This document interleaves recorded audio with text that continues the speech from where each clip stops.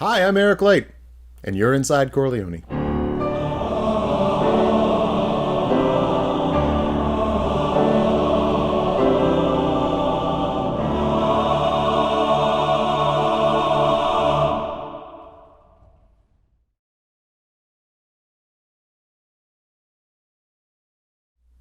Hello and welcome to Inside Chor Leoni. My name's Eric Light. I'm the artistic director of Chor Leoni Men's Choir here in Vancouver, British Columbia.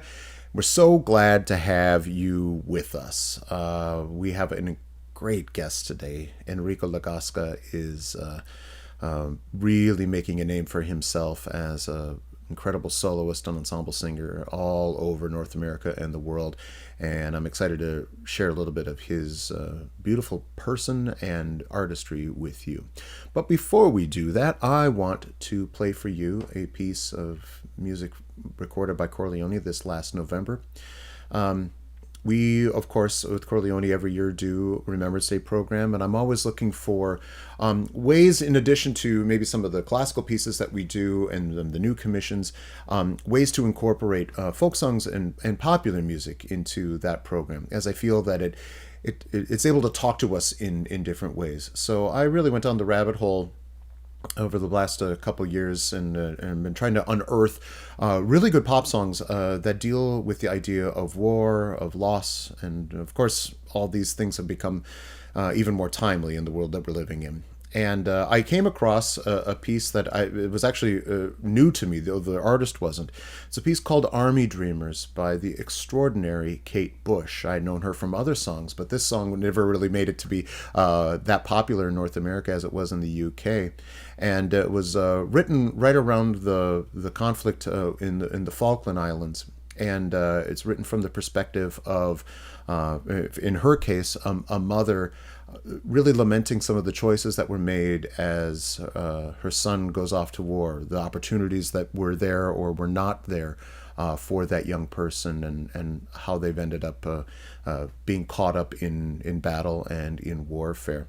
I approached Ken Cormier, who is our accompanist and collaborative pianist with Chor Leoni, and asked him to do an arrangement of the piece for us.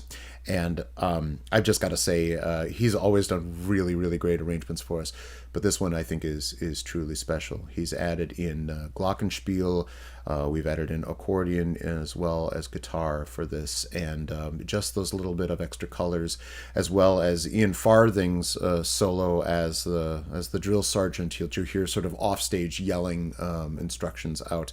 It gives, I think, this piece a really incredibly chilling presentation, and thrown into the extraordinary voices of Chor Leoni. I just feel really privileged that we could tell this story. This is Kate Bush's Army Dreamers, arranged by Ken Cormier, sung by Chor Leoni.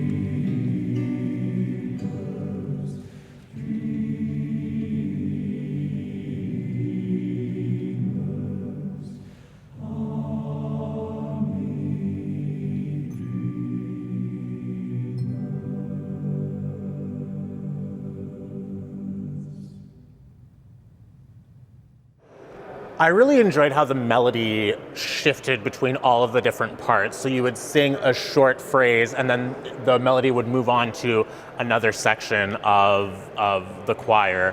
And so it was just fun to feel that fluidity with the melody going from, like, on the score is like eight staff tall because there's so many different sections that are transferring the melody between them. It was just a lot of fun to kind of feel that connection throughout the choir. I think it was just being expressive and like I said, honoring and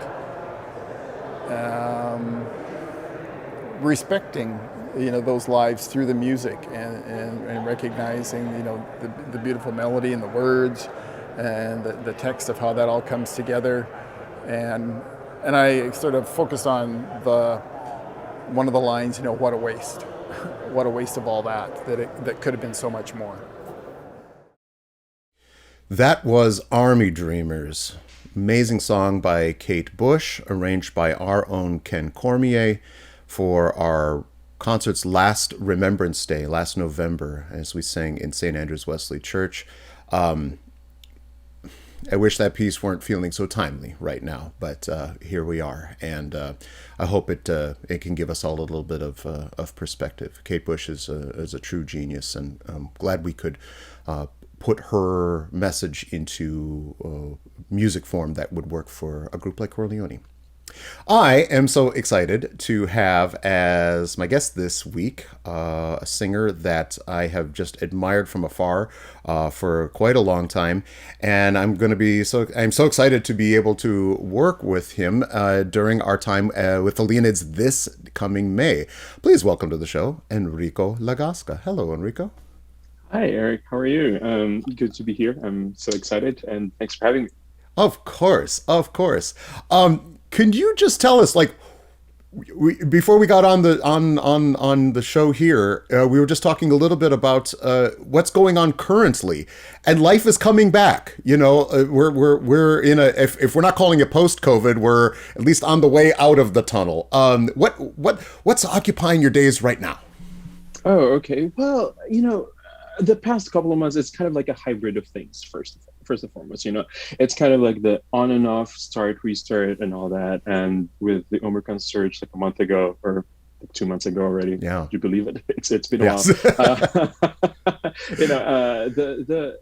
There's just so much like sort of renewed energy to like starting up. Everybody's just like very excited, and also at the same time anxious, cautious, careful. Everybody's been kind and gracious and very respectful of everybody's like comfort level in terms of starting up. So getting back to the hybrid part of it, there are still some organizations and contracts that do a lot of video and that famous COVID home special, home recording stuff. At home with Enrico, yes, yeah. Yeah, at home with Enrico, like everybody, my little. In fact, I think I've seen that wall on the internet before behind you. Yes, probably have seen this wall, yeah, because they have the requirements of like white background. Perfect, I have that in my apartment.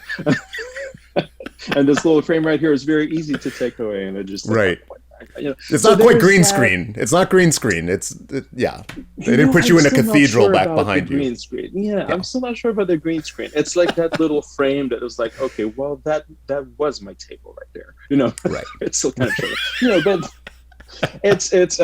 there have been a lot of like live performances back, and which I'm very grateful. Of course we are all familiar with the masking, unmasking, and all that, and it's overall the energy, I think, is just like everybody's just excited to be back and having the audiences back in their seats, and like everybody just like sharing and breathing being something that was taken away from us as artists. Absolutely. The past 2 years. So my experience so far in the past few months, it's been sort of a mix of like live and recorded stuff, excitement, anxiety, but all at the same time, the overarching like sort of feel or mood is like everybody's looking forward to just like getting started and getting back, and new music is being written, new voices are like, people are auditioning, there are a lot of professional choirs who are like putting up audition notices. People are like just excited to like work on new material and just like be heard again. It's this renewed energy of just like, oh my god, we love this craft, we want to be back, we love what we're doing, and art is going to stay here.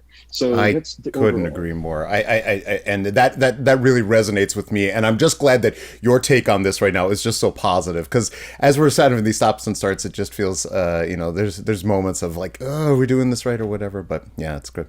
I want to ask you, I think you have and it's a story that I don't know. I know the kind of the bones around it, but tell us your start into singing, where you grew up, how you came into this world of living as a soloist, as well as a professional ensemble singer here in North America.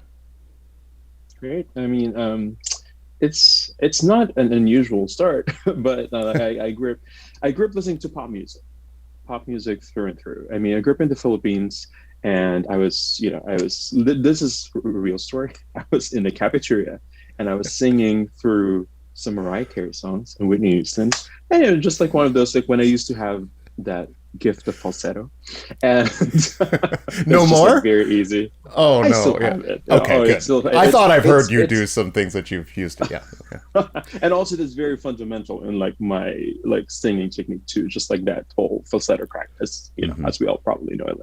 I like male singers. Anyway, so like I grew up listening to a lot of pop music. Love it. I was like around 10, 11, 12, and somebody approached me in the cafeteria, and then he was like, "Hey, do you want to join the Glee Club?" You're right. I was like, I don't know what a Glee Club is. Right. I knew the sports teams and the math club and all that other clubs. And it's like, sure. I was like, what am I supposed to do? And it's like, just show up, sing a tune or two, maybe the school hymn, the national anthem, whatever the spirit moves, like whatever you feel like singing. So I showed up that afternoon. It's like it was an all boys school, like a Catholic all boys school in the Philippines. So it's like 8, 9, 10 of us there I got in there, I sang the national anthem, and my first teacher, his name's Antonio, he was like, yeah, I'm putting in baritone. Again, no idea. No idea. What I is was this? like, Yes, great. yeah. What is this? And I never left. And after that, like that was high school, college. I was like, I'm going through this. And then I joined the sort of like the national choir in the Philippines, which is the Philippine Madrigal Singers, and One of my kind of, favoriteest groups of the world. In fact, the first time I ever went to Canada, I got that they were another guest artist when we were up here in BC at the Coral Cathamu, and got to be with them for a week, and it was they're magical. They're just magical. oh yeah, just love that group. they're a magical group. That is so interesting because I think that was 2001 even, or 2002 or something like that. I've been a huge follower of the group since I was like in high school, and that's why I joined the group. And I went to like this sort of the state university, and I've admired them so much. And also a group that, you know, like showed me the world, really. Like showed me the world, showed me everything, not just the world, but just like just living in general and loving what I do right now, because it all starts from a hobby, and then it Right. transitions to just like sort of an extra added passion to it. And I'm just like, I'm so passionate about this. It started as being a fan. I'm a huge follower of like, and then I started following the likes of Cantus, Chanticleer, of like King singers, Swingle singers, and name it, you know, like you know, and then I've been open to like the world of like, oh, there's professional choral singing. Wow, I can do this. So fast forward, when I moved to New York, I tried to look for a teacher, and literally the first conversation I had with my teacher is like, hey, listen, I want to be a professional choral singer. I know you're an opera singer Right. teacher, but we have to make this work because I want to make a living out of chamber music, chamber singing, chamber ensemble singing.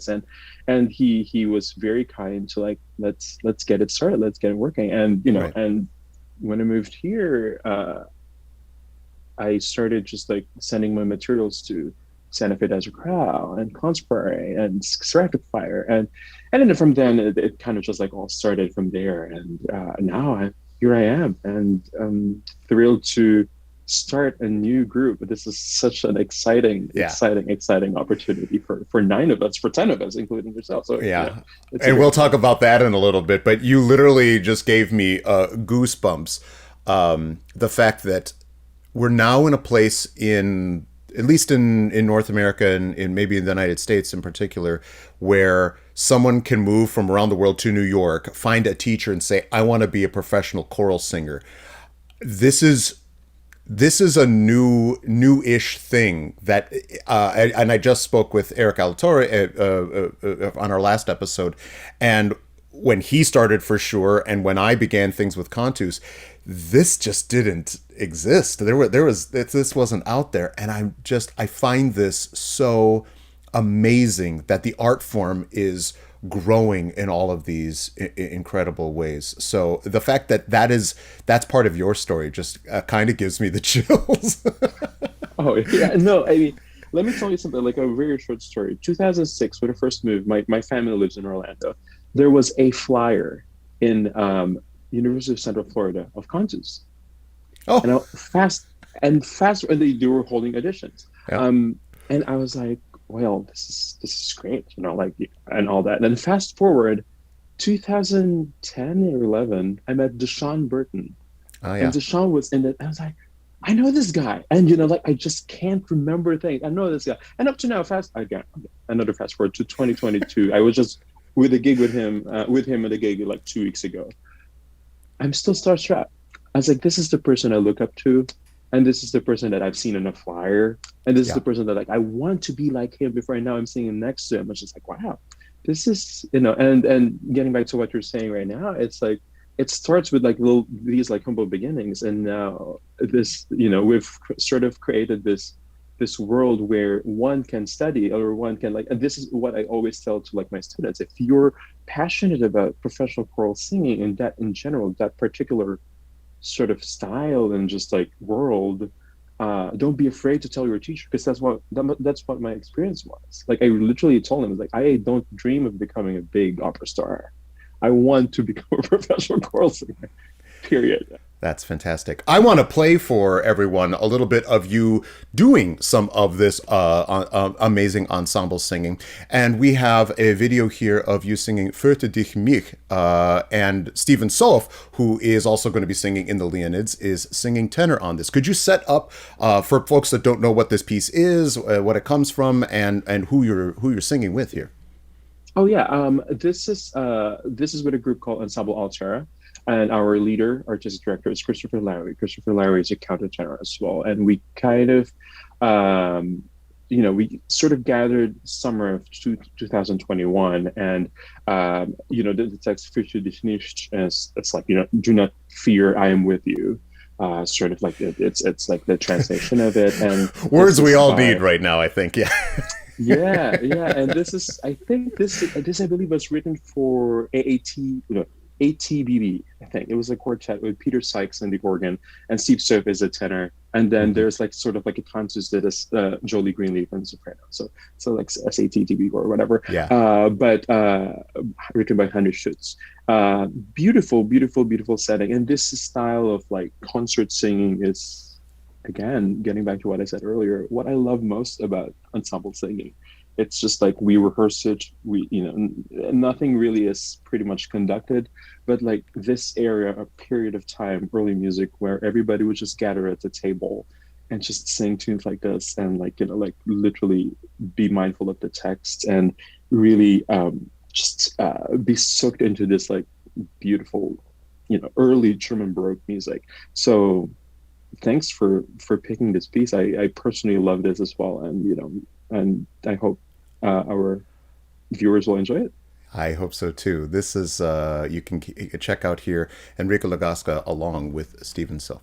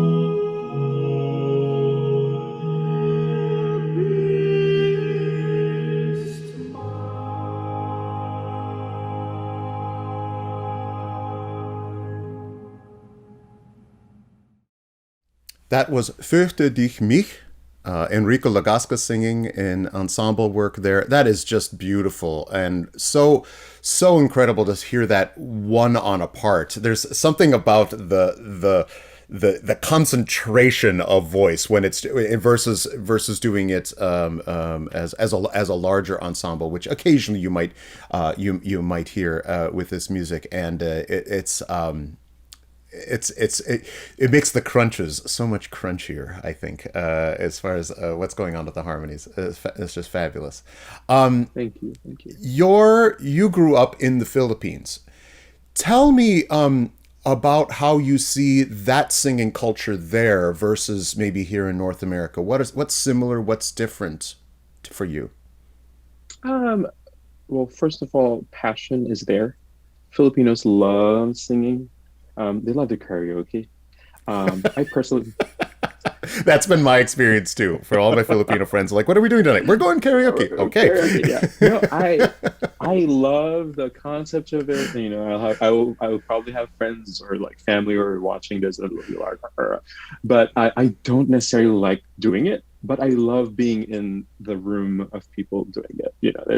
You know, so getting back to like passion. Everybody loves singing. It's you know, you trace like our folk song tradition. There's a lot, and you know, the Philippines has like 127 languages, and every region, every province, everything, like there are specific folk songs or like songs that are kind of like associated where people grew up. So to like kind of like zoom into like what I'm doing now, choirs in general.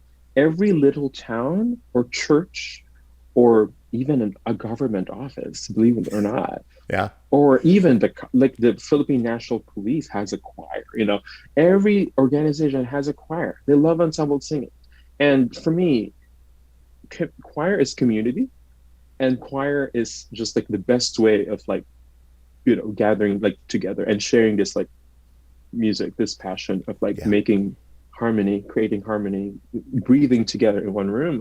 So that whole concept of like community singing and choir in the Philippines that I grew up with is something that's very common here in Northern America.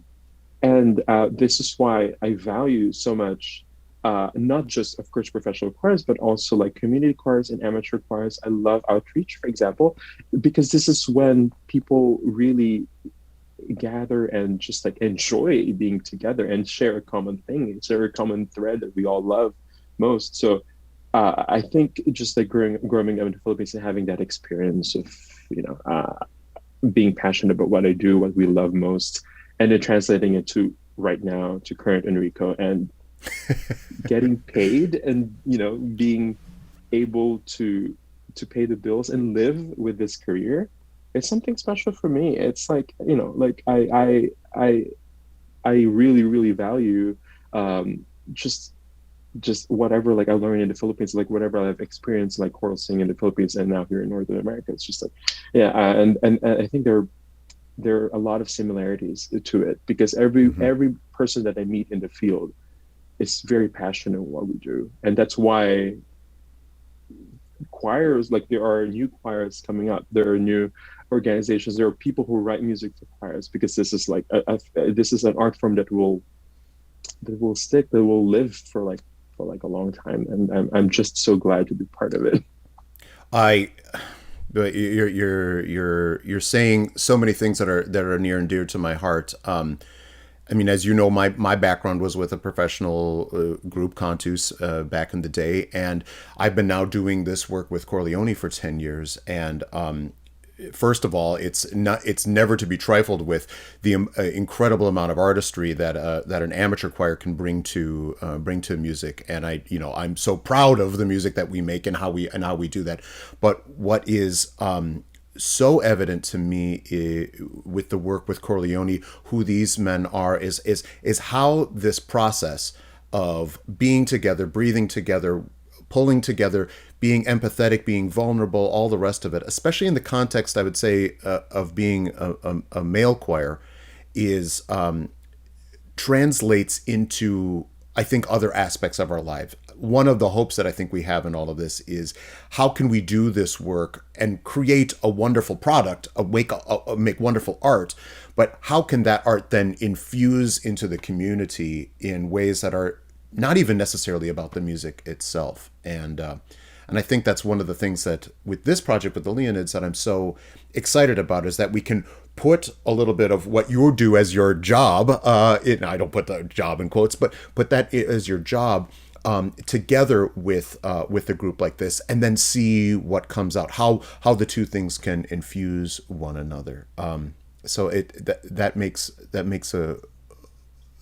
a lot of sense to me as you're speaking about this. Go ahead. Oh, no, I mean, they are very much related. Like, getting back to like what you said earlier, and I didn't mean to like go back to no, but during like the singers that are in like community choirs and like volunteer choirs, like I mean, based on my experience here in New York, because I do ringing jobs, or sometimes I'm hired to like do soloists and stuff like that. I love talking to them. 20, 30 years ago, this was not available for them. And these singers are fantastic. They know how to read music. They know the repertoire more than I do. And somebody will approach you, you'll be like, you should sing the Camille Saint-Saëns Requiem. I'm like, I've never heard. I have to look that up. Yes.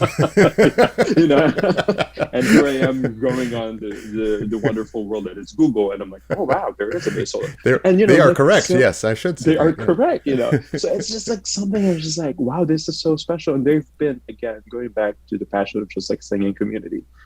These things, like professional choirs, were not available to them during their time, but they just love this, and they love it. So like for me, this whole connection of like there's a professional choir and there's a community choir merging together, learning together, is so important. That's why I said earlier, I love outreach.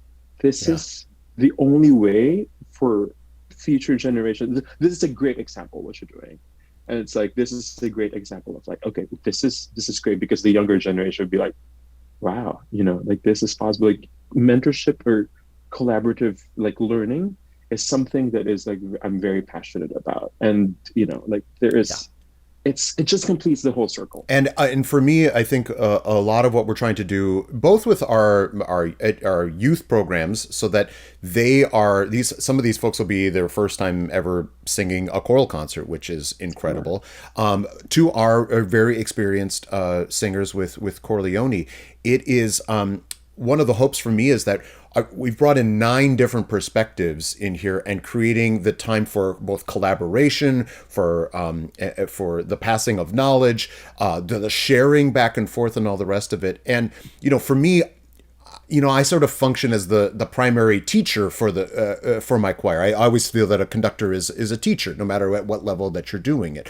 And this was a chance to bring in so many different perspectives, having 9 different perspectives, so that hopefully one of these perspectives is going to resonate with every single person that is in the room, that they can find both some knowledge and some energy and some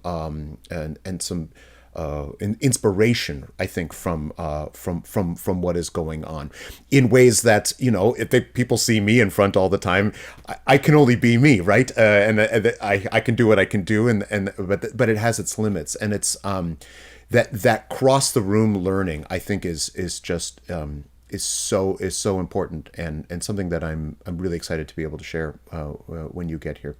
I want to then specifically ask you about this Leonids project. We didn't know each other when I called you up about a year ago about this, and I pitched this idea to you. What is exciting about this for you? Maybe in terms of maybe the roster, the formats of who we're working with, the repertoire. Any impressions of things that you're looking forward to, scared about, whatever, really? Yeah. Scared of. Yeah, mostly fearful. Yes. You did say something very important: perspective. So now that we're kind of in a renewed sort of still COVID world of like starting a new choir, being in the same room, new rehearsal, there will be new language, there will be new rehearsal techniques, processes, just like learning, relearning. Sure, the roster is fantastic. You've assembled like people that I respect highly. Personality, no questions. These are my dear friends too. It's just gonna click like a, yeah.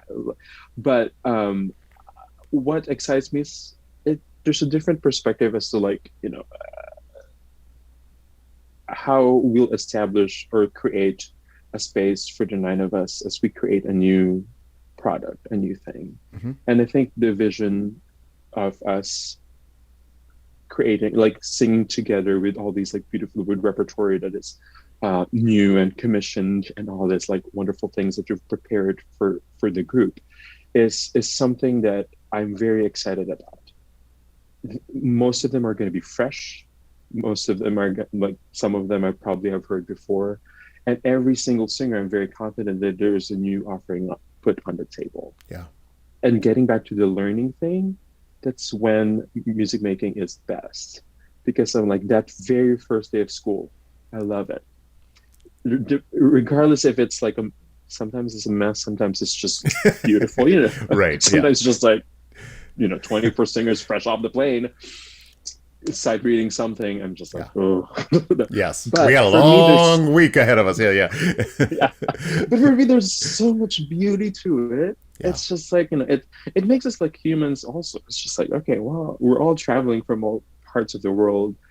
We're going to gather in Vancouver, be in a room, and create this atmosphere of like creating a new choir, creating 9 voices together. We don't know each person's like current like feeling, or what they're currently feeling right now, or like or level of preparedness. So it's just going to be very different all the time, and it's just a lot of hearing, listening, catching up, gossip. Like looking forward to like the next restaurant later. I know that's what break? I think everyone's just going to gain weight when they're here, but. That's all right. Think about it.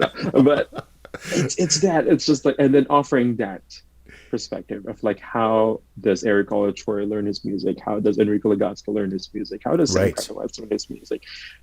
And then I'm like, this is great, because it's one of my favorite things about, again, food. Sorry, it's like kind of creating your salad bowl.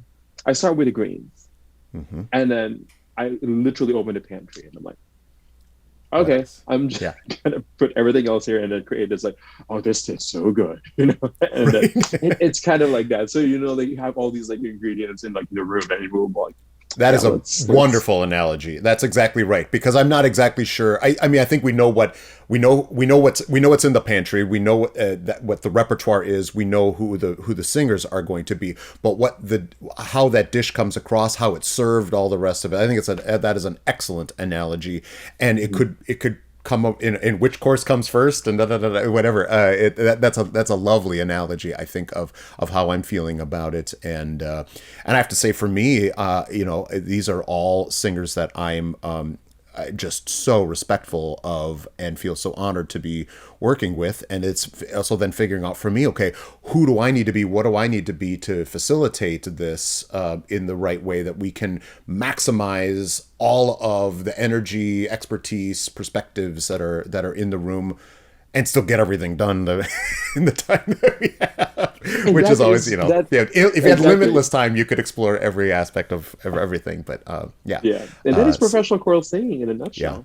Yeah. It's like, I see you in a week, but like, what can we offer right now? And it's always the first hour that is like, okay, let's figure things out, But as soon as we get into that, like, rhythm said earlier, of like us being together and like, we know, okay, we're in a vibe, we're in a groove, we're like doing things, and I'm so excited about that.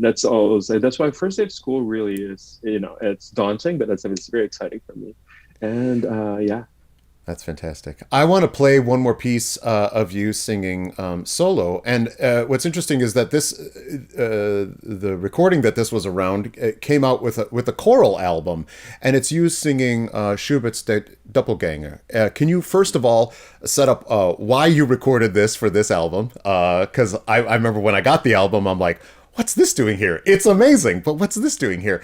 And then secondly, maybe if folks are not familiar with this one of my favorite Schubert Lieder, what this piece is about. Right. I mean, so when Skylark was kind of conceptualizing, Matthew Garr was conceptualizing the whole album. It's it's entitled It's a Long Way. It's been a long time. It sure has. It came out at the right time too. When I listened to that album, I'm like, oh yes. Yeah. And like we were all trying to. This is like one of the most popular words that have been used during the pandemic. We've kind of like pivoted to like what to do now. Let's pivot to digital. Let's pivot to this. Yada yada. So we commissioned 2 works with Jonathan. One is Jonathan Woody, who will also going to be singing with us, and Nell Shaw Cohen, and from there we kind of just like created this whole album. It's just like, this is a journey of one's maybe experience through the pandemic. And their Doppelganger literally appears in like sort of in the middle of the album, followed by Dan Brown's Feathers, which is kind of like an eleatoric piece, and a really cool one at that. I have to say, I love that. Yeah, cool. I do too. It was really interesting to perform it live, but it's recording it was so much better. The live part was like, wow, how do we do this? Anyway. Right. So it appears like literally in the middle, because the Doppelganger, like there is this conversation about, the piece Schubert sets it up, and Haydn sets it up like, hey, the night is like resting, it's so quiet, you're in the middle of the street. And it kind of like, you look back and kind of like look at that house and you're like, wait, you have since left this place. So it puts you in a mode of just like, where am I? That's why it's in the middle of the album as well, before we transition to Feathers, which is kind of like, again, like kind of just a strange piece. But where am I? There's always this question, like, who am I now? There's like a lot of that. And I'm so confused. There are many ways of like interpreting their Doppelganger. It may be about your former love.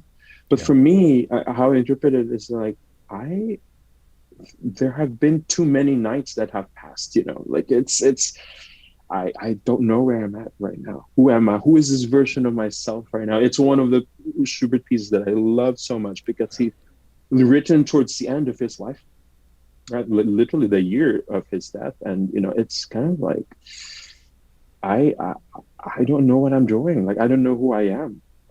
There is this scene that is like showed sort of like set for me.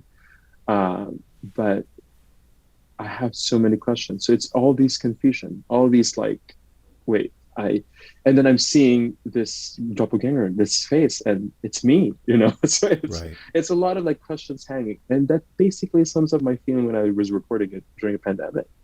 I was like, what am I going to do now? It's an extraordinary performance, and I Thank you. think you should be really, really, really, really proud of it.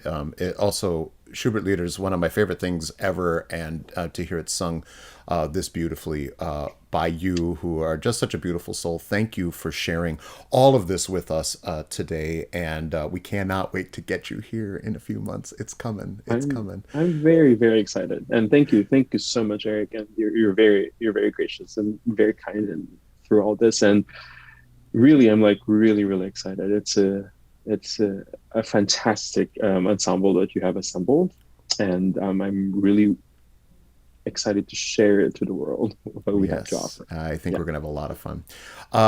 Thank you, Enrico. And this is Enrico Lagaska singing Der Doppelgänger by Franz Schubert.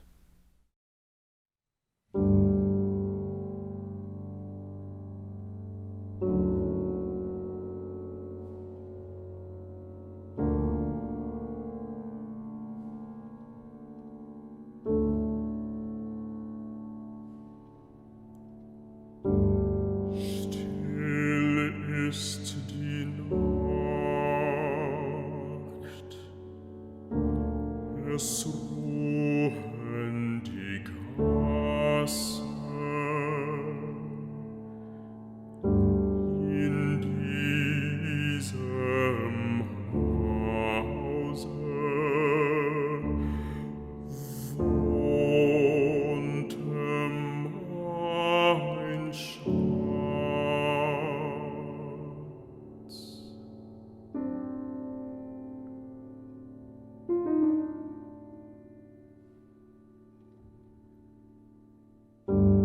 Sie hat schon längst die Stadt verlassen, doch steht noch das Haus auf demselben Platz.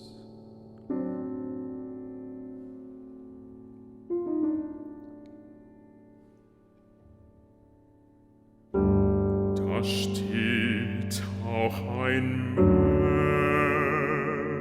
Mensch und starrt in die Höhe und regt die Hände vor Schmerzensgewalt.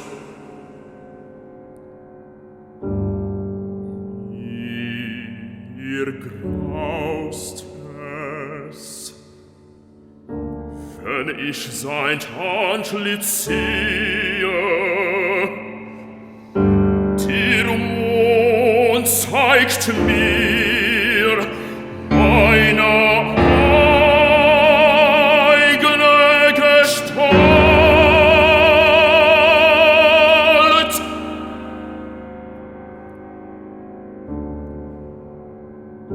Du Doppelgänger, du bleicher Geselle, was äffst du nach mein Liebesleid, das mich gequält auf diese Stelle?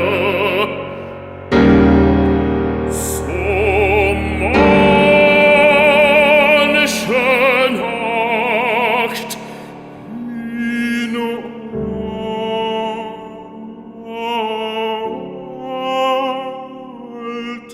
alter Zeit.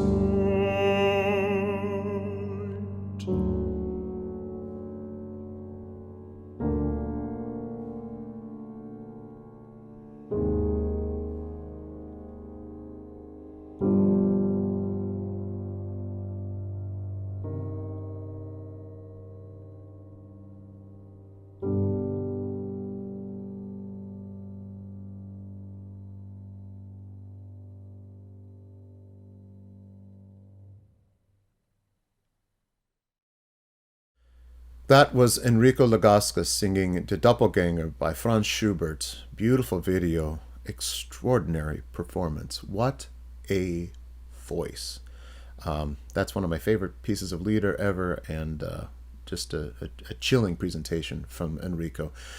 I want to thank him so much for joining us, and I want to thank all of you for being a part of this little community that we're creating here on YouTube, and the one that we're having here in Vancouver. Chor Leoni is an ensemble that's made of folks from this community. It's a very near and dear place in my heart, and we are so excited to be able to come out of these last throes of COVID and try to hold on to one another through our music making. It's very, very, very important to us, and we want to be able to share our music with you, and it's going to happen very, very, very soon when we get to do it live.